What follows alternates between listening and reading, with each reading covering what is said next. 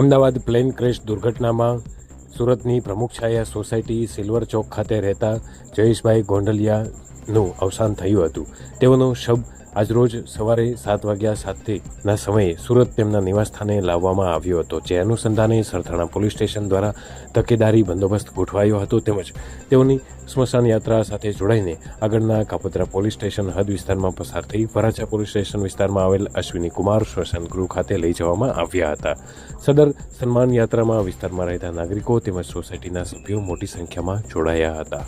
જયદીપ રાઠોડ સાથે હાર્દિક Savani, GTV Gujarat news, Surat.